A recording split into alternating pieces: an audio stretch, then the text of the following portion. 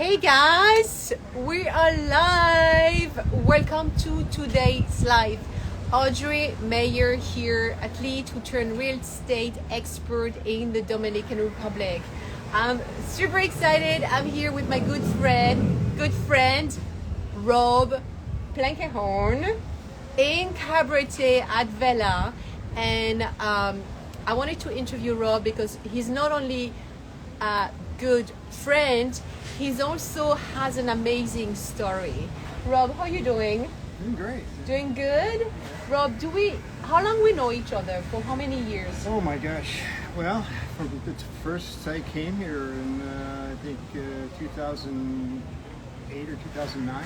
Yeah. And we know each other from paddleboarding or paddle surfing. Those waves right in the back in Cabarete at Vela. We go for sunrising, surfing the waves. But the reason I wanted to have Rob here today with me is because I want him to tell you guys his story. So Rob, he's an athlete. He competed in the Olympic disciplines representing the United States. So Rob, tell us a little more about yourself and what you competed in. Okay, well, it's been a long time. I'm not a young man anymore, but in 1980 and 1984, I was on the U.S. Olympic team in canoeing and kayaking. And in 1984, which was my best result, I know I was fifth in the Olympics, the Los Angeles Olympics. I alternated world distance events in the single canoe, and have a number of national championships under my belt. Again, many years ago, but after that, it's a story similar to many. I started a company, grew the company, sold the company, and then I was looking around for something to do, and I got into philanthropy. And travel all over Latin America, helping different aid organizations and some health organizations, some different kinds of aid organizations. One of the aid organizations was based here, called Health Horizons International, and they brought me here the first time. I'd never been to the Dominican Republic. Did you hear about the Dominican Republic before? Did you know where? I knew where it was. I knew a lot about it, but I had no reason to ever come here. Yeah. I've been to throughout Central America and other islands and so forth, but I'd never been here, so I jumped on it. And I came here to help do a medical mission. Okay. And just fell in love with the place. It just so laid back. And I came back a couple more times for aid missions, and then I started coming back just for vacations. And one thing led to another. It's endless summer here. Yeah. And the waves are always great. Good point, guys. The waves are always great in Cabarete. And the weather is the same every day. It's perfect. But after I got out of canoeing, I got into a number of other water sports. I raced surf skis. Then I eventually stand-up paddleboarding came along, and it's very similar to canoeing. Yeah. And I did pretty well in the old guys division for paddleboarding, and so I came here because stand-up paddleboarding is great. So we go out in the reefs in the morning, you and Jens and I and some other people, and surf the reef. And in the meantime, I was racing. Yeah.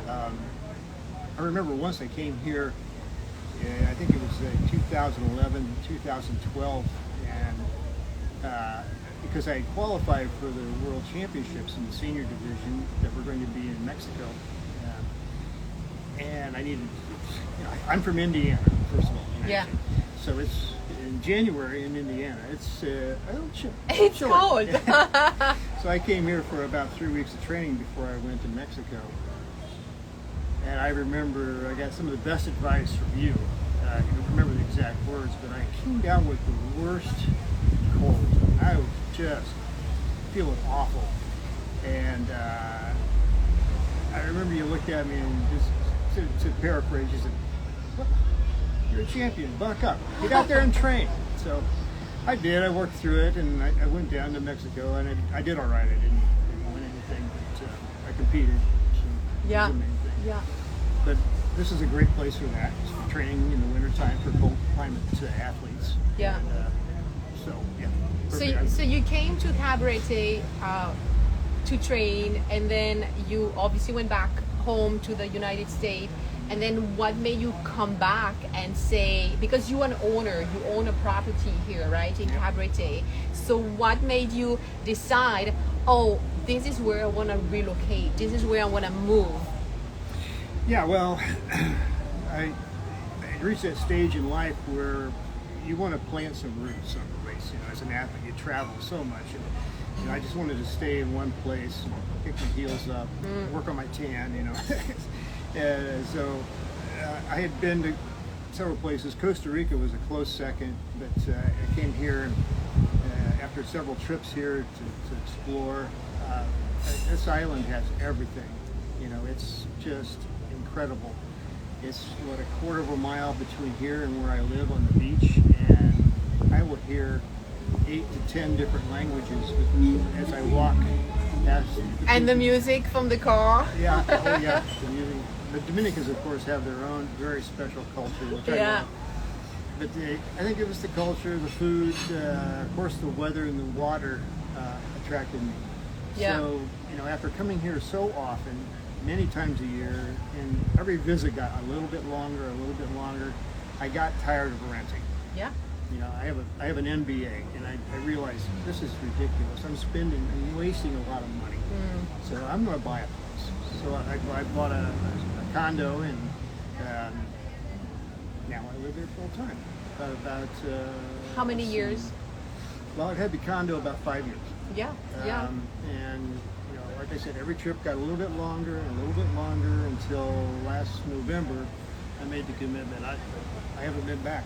Yeah. So Yeah. it's great. That's great, and I get to surf every day, waves here in Cabarete, paddle surf. And what, Rob, what you like? Well, you like obviously to ride waves, you like the weather, you say you like the people, the culture, but beside that, what do you like here that you don't find back home? Well, you know, the weather, of course, is the biggest. Yeah. I think. You know, I having lived all my life in a cold climate, I lived for a dozen years in Chicago, which doesn't get any worse. But the people, the Dominicans are just such a friendly people, and in a place like Cabarete, you get a real mix. There are tourists here, and I can't really tell, but I think it's about split a third of locals, tourists, and expats. Yeah. And expats from everywhere. And it blends itself into a very special culture that I just love. So I don't know. It's hard to put your finger on one thing. Yes. But having the water right there, it's tough to beat. Yeah, and that's what we're talking, right? Here we at Vela Cabarete or Voy Voy, the restaurant, and the reef is just behind us.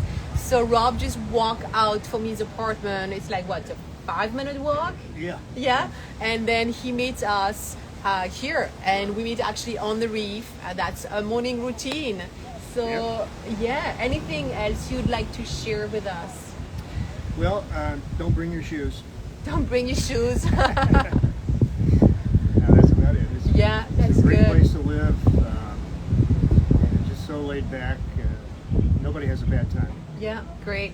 Rob, thank you so much for your My time. pleasure. Give me a high five. See you on the reef. All right. See you guys on the reef. I'll be waiting for you. Rob will be waiting for you. Thank you for joining us, and I will post the replay on YouTube. You guys have a wonderful day, and see you on the reef. That was easy.